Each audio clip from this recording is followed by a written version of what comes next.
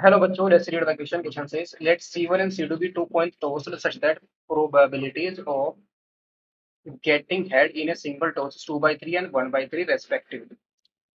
Suppose alpha is the number of head that appears when C1 is tossed twice independently, and suppose beta the number of heads that appear C2 is tossed twice independently. Then probability that the roots of quadratic polynomial x square minus alpha x plus beta are real and equal is A option is 40 upon 81, B option is 20 upon 81, C option is 1 upon 2 and D option is 1 upon 4. Question को solve करने के लिए की concept हम इसमें क्या use करेंगे। अगर मेरे पास A and B are independent event है, are independent event, then the probability of A and B, ये हमारे पास क्या होती है, probability of A into probability of, इस कॉन्सेप्ट को हम यहाँ पर यूज करें। नाउ क्वेश्चन के अंदर हमें जो गिवन है C1 C2 is tossed, C1 when C1 is point C1 is tossed, when point C1 is tossed, then probability of getting head, ये हमारे पास क्या आएगा, 2/3 गिवन है। और अगर हम C1 सैंपल स्पेस का बनाए तो ये हमारा क्या बनेगा, तो 2 times when C1 is tossed 2 times, तो सैंपल स्पेस हमारा क्या जाएगा, व्हेन C1 इज टोस्ड, कितनी बार टॉस करना है, हमें ट्वाइस टॉस करना है, तो देन इसका सैंपल स्पेस हमारा क्या बनेगा, head head head tell tail head और टेल टेल, ये सैंपल स्पेस हमारा बन सकता है, टेल टेल। सिमिलरली तो दिस सिंपल, अगर प्रोबेबिलिटी ऑफ हेड हमारे पास कितनी है, 2/3 है, तो दिस हमारा प्रोबेबिलिटी ऑफ टेल, हमारे पास टेल आने की प्रोबेबिलिटी क्या आ जाएगी हमारी, 1 माइनस का 2/3 दैट इज 1/3 आ जाएगी। सिमिलरली ये तो क्वेश्चन के अंदर हमें ऑलरेडी गिवन है ना, similarly when C2 is tossed, then probability of getting head कितनी गिवन है, 1/3, तो दिस इंप्लाइज टेल आने की प्रोबेबिलिटी क्या आ जाएगी हमारी, 2/3 आ जाएगी। और C2 को भी हमें 2 बार टॉस करना है, तो उसके पास भी सैंपल स्पेस आएगा, head head head head tail head and tail tail, ये हमारे पास पॉसिबिलिटी आएगी। नाउ अल्फा हमारा क्या डिनोट कर रहा है, number of head that appear when C1 is tossed twice, number of head को डिनोट कर रहा है अल्फा। बीटा हमारा नंबर ऑफ हेड को डिनोट कर रहा है C2 के पास। नाउ जो हमारे पास पॉलिनोमियल है P of x is equal to x square minus का alpha x plus beta has real roots, इसके पास क्या है, real and equal roots, sorry real and equal roots, real भी हैं और इक्वल भी। अगर इसके पास रियल एंड इक्वल रूट्स है तो डिस्क्रिमिनेंट क्या आने वाला है, दिस इंप्लाइज यहाँ से हम क्या बोल सकते हैं, d is equal to b square minus का 4, इसी की वैल्यू क्या होगी, 0, that is b square that is alpha square minus का 4 इंटू बीटा, ये वैल्यू क्या आने वाली है, 0, यानी कि अल्फा स्क्वायर हमारा क्या होना चाहिए, 4 बीटा के इक्वल होना चाहिए।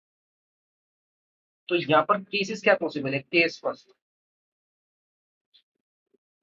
जब अल्फा भी 0 हो एंड बीटा भी 0, alpha equal to 0 beta equal to 0, ये हमारे पास पॉसिबल है, दोनों को 0 होना पड़ेगा। तो अगर दोनों की वैल्यू 0 हो गई तो डिस्क्रिमिनेंट क्या आ जाएगा, 0, तो इसके तरफ रूट कैसे आ जाएंगे, रियल एंड इक्वल। तो alpha is equal to 0, alpha is equal to 0 का मतलब अल्फा हमारा किसको डिनोट कर रहा है, number of heads on the C1 पर जो हेड आ रहे हैं उनको डिनोट कर रहा है, इनके कोई भी हेड नहीं आ रहा, अल्फा इक्वल टू 0 का मतलब नो हेड है, इसका मतलब नो हेड, और इसका मतलब भी नो हेड, कोई भी हेड नहीं है, तो इसकी प्रोबेबिलिटी हमारे पास क्या आ जाएगी, then required probability, then probability is, then probability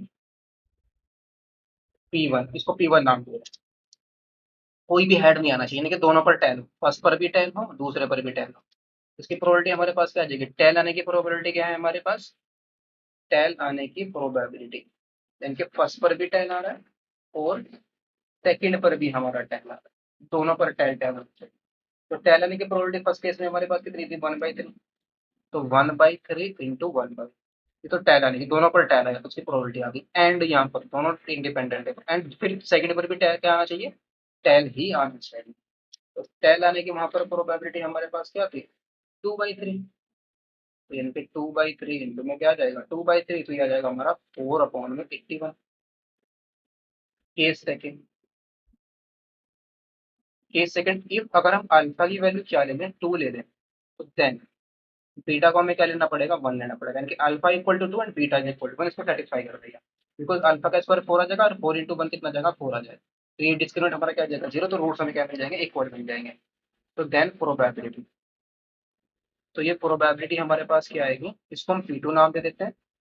ये हमारा क्या आएगा, पहले केस में दोनों पर क्या आ रहा है, अल्फा इक्वल टू 2, इसका मतलब दोनों पर हेड आ रहा है, दोनों पर क्या है, हेड आया। हेड आने की प्रोबेबिलिटी हमारे पास कितनी, C1 पॉइंट पर 2/3 इंटू 2/3 हेड आने की प्रोबेबिलिटी आ गई। फिर and beta equal to 1, head एक बार आना चाहिए, यानी कि एक बार हेड आए एक बार टैल है, तो यानी कि फर्स्ट पर हेड आ जाए दूसरे पर टैल आ जाए, या क्या हो, फर्स्ट पर टैल आ जाए और दूसरे पर क्या आ जाए, हेड आ जाए। ये हमारे पास पॉसिबल हो सकता है।